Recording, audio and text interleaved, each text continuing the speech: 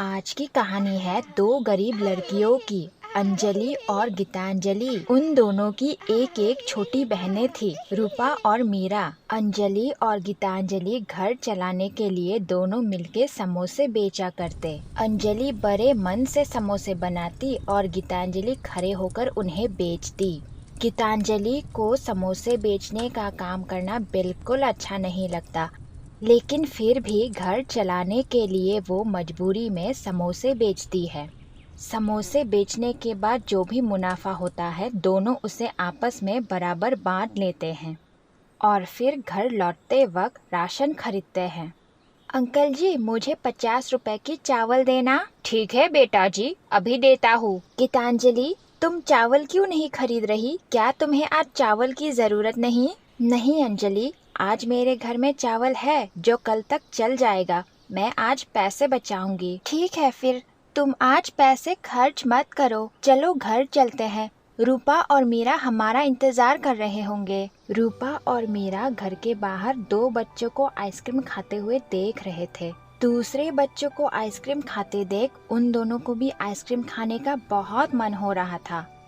क्या हुआ मीरा, रूपा, तुम दोनों यहाँ इस तरह क्यों खड़े हो? दीदी, वहाँ देखो, वो दोनों बच्चे आइसक्रीम खा रहे हैं। उन दोनों को आइसक्रीम खाते देख हम दोनों का भी मन किया कि हम आइसक्रीम खाएं, लेकिन हमारे पास पैसे नहीं हैं। हाँ गीतांजलि दीदी, मुझे भी आइसक्रीम खाना है।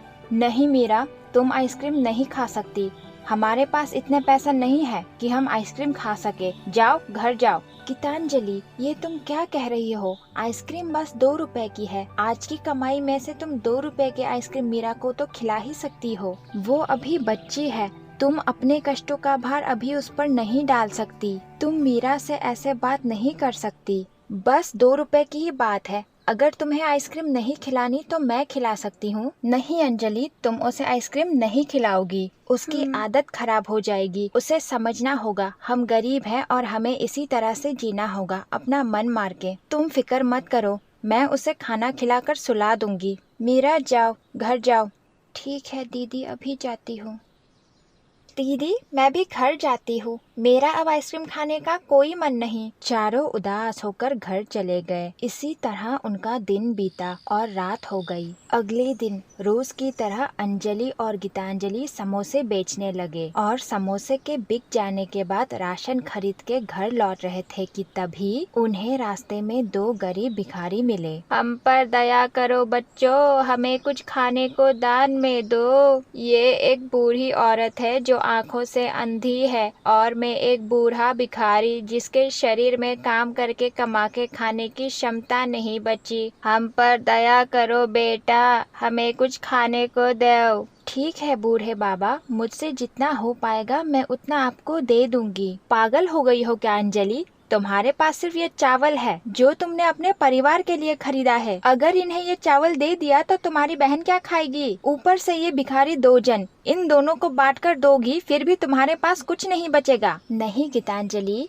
मैं ये चावल इन्हें बांट कर नहीं दूंगी और तुम फिक्र मत करो। आज रात के खाने के लिए मेरे घर में थोड़ा सा चावल बचा हुआ है। मैं कल फिर से समोसे बेचूंगी और फिर दोबारा चावल खरीद लूंगी। आज मैं इन्हें ये चावल और बचा हुआ पैसा दोनों दे देती हूँ। न जाने ये दोनों कितने दिनों से भूखे होंगे। बूढ़े बाबा, मैं आपको ये 100 रुपए दे देती हूँ, आप इससे कुछ खरीद के खा लीजिएगा। और मैं ये चावल बूढ़ी दादी को दे देती हूँ क्योंकि वो आँखों से अंधी है, वो अपने लिए पैसों से सामान नहीं खरीद पाएंगी। ठीक है, जैसे तुम्हारी इच्छा, ईश्वर तुम्हारी हर मनोकामना पूरी करेगा बेटी। गीतांजलि को अंजलि की ऐसी हरकत देखकर मन ही मन बहुत गुस्सा आया। ये लीजिए दादी, आप ये चावल रख लीजिए, मेरे पास इसके सिवा अब कुछ नहीं है देने के लिए। बेटा, क्या तुम मेरी एक मदद करोगी? हाँ बताइए ना दादी, मैं जरूर करूँगी आपकी मदद। बेटा, मैं अंधी हूँ और बूढ़ी भी, मैं ये चावल उठाकर अपने घर तक नहीं पहुँच पाऊंगी। क्या तुम मुझे मेरे घर तक छोड़ दोगी? जी दादी, बिल्कुल। आप ये चावल मेरे पीठ पर रखिए और बैठ जाइए, मैं आपको घर पहुंचा दूंगी। बहुत हो गया अंजलि, मैं तुम्हारा पागलपन अब और बर्दाश्त नहीं कर सकती। मैं अकेले ही घर जा रही हूँ। चलिए दादी, चावल मेरे पीठ पर रखिए और आराम से मुझे पकड़ लीजिए। बेटा, सामने तुम्हें एक छोटी सी झोपड़ी दिखेगी, वही मेरा घर है। अंजलि बूढ़ी गरीब औरत को अपने पीठ पर उठाकर उसके घर के तरफ चलने लगी और रास्ते का हाल चाल भी उसे बताती रही ताकि वो खो ना जाए। बहुत ही हरियाली है रास्ते में दादी। चिड़िया के कुछ बच्चे भी खाना खा रहे हैं। वो आपस में बहुत खुश लग रहे हैं और वहाँ सामने एक बहुत ही बड़ी नदी बह रही है और उसमें मछलियों का झुंड भी तैर रहा है। मैंने अपने जीवन में ऐसा दृश्य कभी नहीं देखा है बेटा, लेकिन ऐसा लग रहा है जैसे मैंने आज सब कुछ देख लिया तुम्हारी आंखों के द्वारा। लगता है आपका घर पहुंच गया दादी। मैं अब आपको उतार देती हूँ, आप आराम से उतरिएगा। जैसे ही अंजलि ने बूढ़ी औरत को उतारा, बूढ़ी औरत ने अपनी आंखें खोल ली और मुस्कुराने लगी और वो एक परी में बदल गई। चौंको मत अंजलि, मैं एक परी हूँ और इस धरती पर साल में मैं एक बार जरूर आती हूँ इंसानों की परीक्षा लेने। आज मैंने तुम्हारी परीक्षा ली और उसमें तुम उत्तीर्ण हो गई। ये लो, मेरी तरफ से तुम्हारे लिए एक तोहफा। इस पोटली के अंदर जादुई बीज है जो तुम्हें तुम्हारी मेहनत का फल देगी। इस बीज को जाकर तुम अपने घर में लगाओ और कल सुबह देखना तुम्हारी मेहनत का कमाल। ठीक है परी जी, मैं अभी इस बीज को जाकर अपने घर के पीछे वाले आंगन में लगाती हूँ। आपका बहुत बहुत धन्यवाद परी जी। अंजलि बीज को लेकर घर लौटी और बड़े मन से बीज को बोने लगी।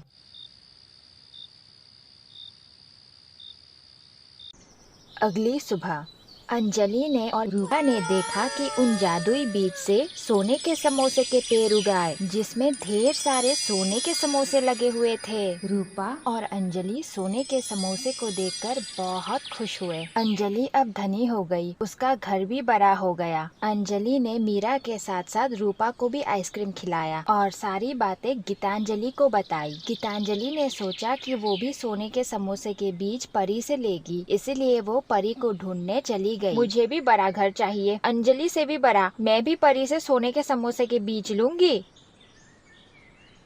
अरे भिखारी अंकल, यहाँ जो कल बूढ़ी औरत बैठी थी, क्या वो आज यहाँ नहीं आई? बेटा, वो औरत तो कल ही पहली बार यहाँ आई थी। मैं भी नहीं जानता उस औरत को कि वो कहाँ से आई थी। अगर तुम कुछ देने आई हो तो मुझे दे जाओ, आखिर मैं भी तो एक गरीब भिखारी हूँ। नहीं, मैं तुम्हें कुछ नहीं दूंगी। तुम मेरे काम के नहीं हो, तुम्हारे पास सोने के समोसे के बीज नहीं है। गीतांजलि बूढ़े भिखारी को डांट के चली गई और जाकर एक पेड़ के नीचे बैठ गई। अब मैं क्या करूं? परी तो भिखारी बनकर आई ही नहीं, मुझे जादुई बीज कैसे मिलेगा? अंजलि के पास तो इतना सारा सोने का समोसा है और मेरे पास कुछ भी नहीं, जबकि समोसे तो मैंने बेची थी। ये तो बहुत बड़ी नाइंसाफी है मेरे साथ। मैं अंजलि के बगीचे से ही कुछ सोने के समोसे चुरा लेती हूँ, उसे पता भी नहीं चलेगा। सूरज डूबते ही आज मैं उसके बगीचे में जाऊंगी। हाँ। गीतांजलि ने सोने के समोसे चुराने का इरादा बना लिया और रात होते ही वो अंजलि के बगीचे में आई। सोने के समोसों को देखते ही उसे बहुत लालच आया। इतने सारे सोने के समोसे, इन सोने के समोसे पर तो मेरा भी हक है। ये सारा समोसा मैं तोड़ के ले जाऊंगी और इन्हें बेचकर मैं अंजलि से भी ज्यादा धनी बन जाऊंगी। गीतांजलि समोसा तोड़ने लगी, लेकिन उसके समोसे तोड़ते ही वो समोसा पत्थर का बन गया। अरे ये क्या हो रहा है? ये सोने का समोसा पत्थर में कैसे बदल गया? मैं दोबारा समोसा तोड़ती हूँ। गीतांजलि समोसा तोड़ने ही वाली थी कि तभी परी वहाँ आ गई। परी, आप यहाँ, आप मुझे सोने के समोसे के बीज देने आई है ना? नहीं, मैं तुम्हें ये सोने के समोसे तोड़ने से रोकने आई हूँ। इन सोने के समोसे पर सिर्फ और सिर्फ अंजलि का अधिकार है, तुम्हारा नहीं। इसीलिए तुम्हारे तोड़ते ही यह पत्थर का बन गया। पर परी जी, समोसे तो मैंने भी बेचे थे, अंजलि के साथ साथ मेहनत मैंने भी की थी। आखिरकार मेरा इन सोने के समोसे पर अधिकार क्यों नहीं है? आप मुझे जादुई बीज क्यों नहीं दे सकती? क्योंकि अंजलि एक मेहनती और नेक दिल की लड़की है, तुम मतलबी और बदतमीज हो। अंजलि खुद गरीब होते हुए भी गरीबों और बेसहारा लोगों की मदद करती है, लेकिन तुम खुद गरीब होने के बावजूद गरीबों से घृणा करती हो, उन्हें डांटती हो, उनकी मदद नहीं करती। अगर तुम्हें सोने के समोसे के बीज चाहिए तो अंजलि जैसी एक अच्छी लड़की बनो, सबका सम्मान करो, जरूरतमंद की मदद करो, मेहनत करो पूरे मन से। मैं अपनी गलती समझ गई परी, मैं अब से गरीबों की मदद करूंगी और मन लगाकर समोसे बेचने का काम करूंगी और अंजलि जैसी एक अच्छी लड़की बनूंगी, ताकि एक दिन जब आप मुझसे दोबारा मिले तो मैं आपसे जादुई बीज लेने के काबिल बन जाऊं। गीतांजलि खुशी खुशी वहाँ से चली गई और अगले दिन वो अकेले समोसे बनाकर बेचने लगी और फिर बूढ़े भिखारी को भी पैसा दिया और उनसे माफी भी मांगी। अरे रे, कोई बात नहीं बेटा, माफी मांगने की कोई जरूरत नहीं। भगवान तुम्हारी हर मनोकामना पूरी करे, मेरा आशीर्वाद है तुम्हें। दोस्तों, आज की कहानी बस यही तक। कहानी देखने के लिए आप सबका बहुत बहुत शुक्रिया। ये कहानी है उजाली की, जो अपने बीमार पिता के साथ अकेली रहती थी। बाबा, आपकी दवाई का वक्त हो गया है, खाना खाने के बाद आप दवाई ले लीजिएगा।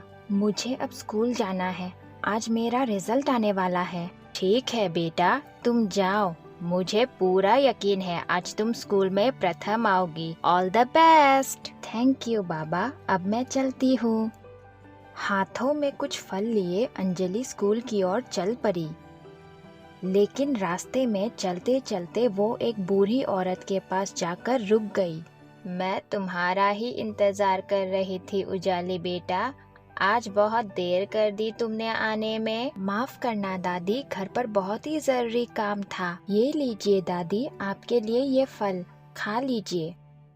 अब मैं चलती हूँ दादी, मैं कल फिर आऊंगी। बूढ़ी दादी को फल देने के बाद उजाली स्कूल में चली गई।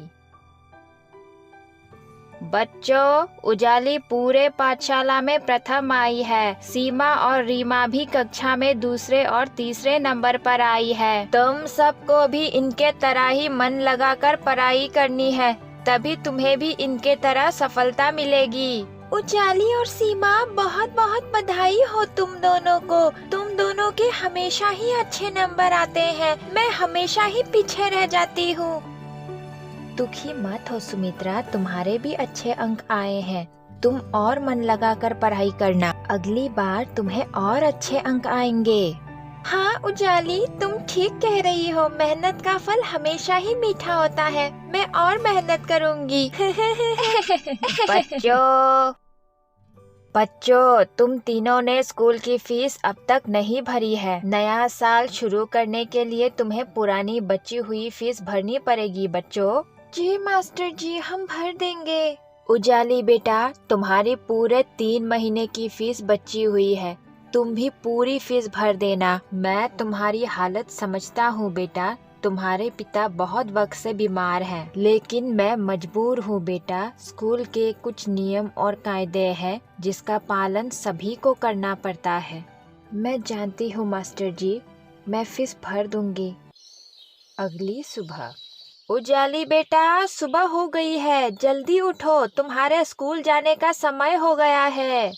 आ रही हूँ बाबा, जरा रुकिए। बेटा, तुम्हारे स्कूल जाने का समय तो पार हो गया है, तुम आज स्कूल क्यों नहीं गई? तुम्हारी तबीयत तो ठीक है ना? मेरी तबीयत बिल्कुल ठीक है बाबा। मास्टर जी ने स्कूल की फीस भरने को कहा है, वरना मैं नया साल शुरू नहीं कर सकती। मेरी पुराने साल की 3 महीने की फीस जमा करनी बाकी है अभी। ये तो परेशानी वाली बात है बेटा, तुम मेरी पट्टी खोल दो। वैसे भी मेरा चोट अब ठीक हो गया है, मैं दोबारा काम पे जा सकता हूँ। काम करूँगा तो तुम्हारी फीस भी जमा कर पाऊँगा। नहीं बाबा, आपको वैद्य जी ने आराम करने को कहा है। जब तक आपके पैर पूरी तरह ठीक नहीं हो जाते, मैं पट्टी नहीं खोलूंगी। आप स्कूल के फीस की फिक्र मत कीजिए, मैं आज काम की तलाश में बाहर जा ही रही हूँ। अब आप खाना खाइए और दवाई खाकर आराम कीजिए, मैं भी काम ढूंढने बाहर जाती हूँ। उजाली वहाँ से चली गई और काम की तलाश करने लगी। वो एक समोसे वाले के पास जाकर काम मांगने लगी।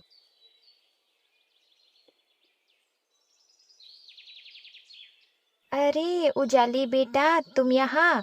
क्या तुम्हें भी समोसे खाने हैं? बताओ कितने समोसे चाहिए तुम्हें? मैं अभी तैयार कर देती हूँ।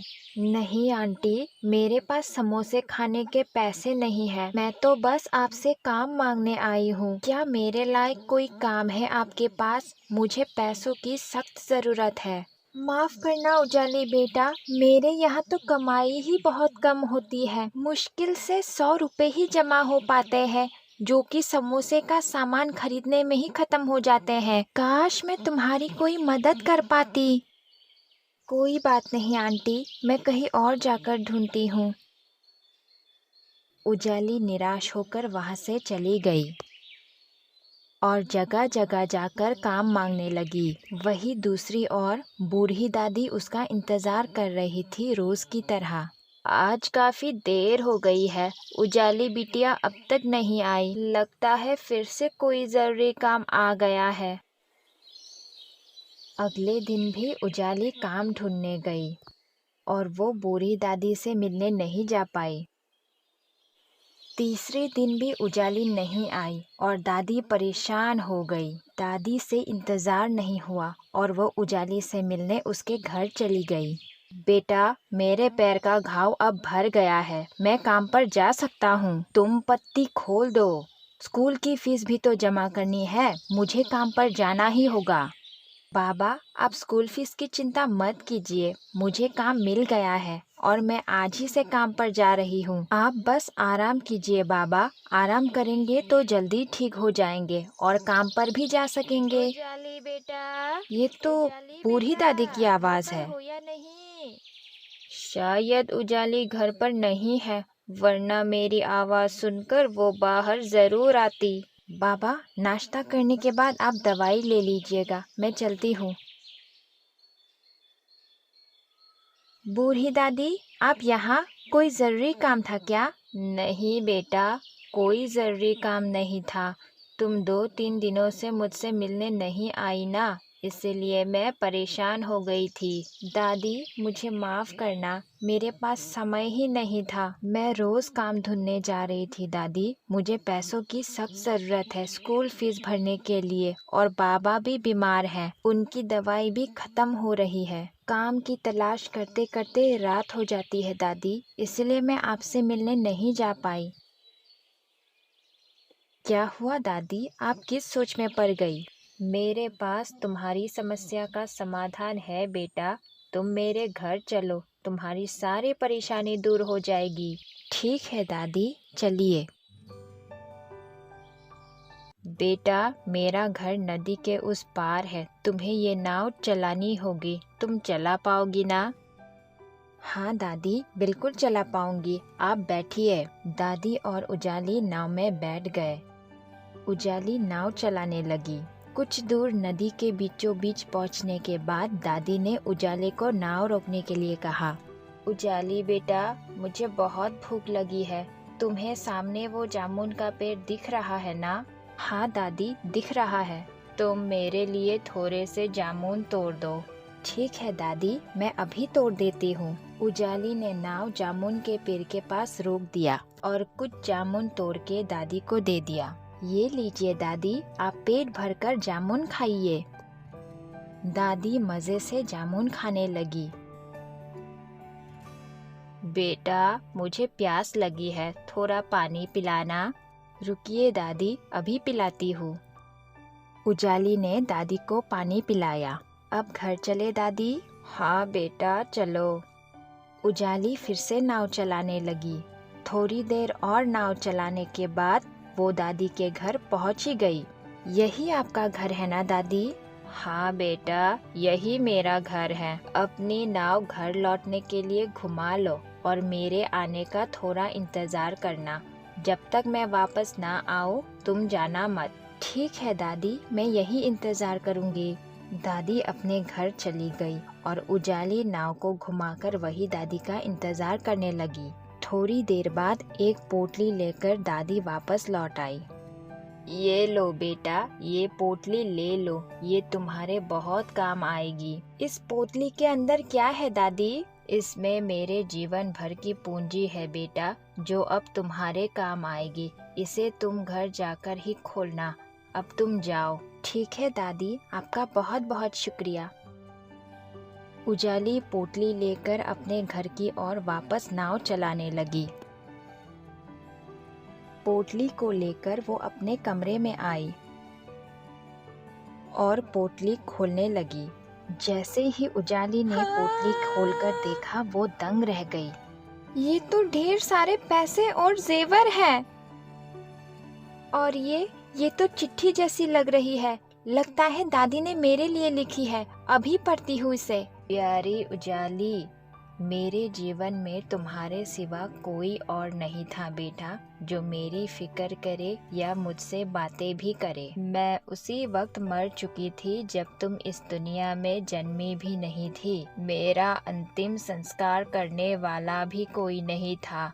मरते वक्त मुझे बहुत ही ज्यादा प्यास और भूख लगी थी। पानी पिलाने वाला भी कोई नहीं था, इसीलिए मौत के बाद भी मुक्ति नहीं मिली और मेरी आत्मा भटकती रह गई। लेकिन मुझे किसी ने नहीं देखा तुम्हारे सिवा। आज तुमने मेरी भूख और प्यास मिटाकर मुझे मुक्ति दे दी है बेटा। आज मैं तुम्हारे कारण मुक्त हो गई। आज तुम्हारी ये बूढ़ी दादी हमेशा हमेशा के लिए जा रही है बेटा। अपना ख्याल रखना बेटा, और इस बूढ़ी दादी को कभी भूलना मत। तुम्हारी दादी। दादी की चिट्ठी पढ़ने के बाद अंजलि बहुत दुखी हो गई और दादी को याद करके रोने लगी।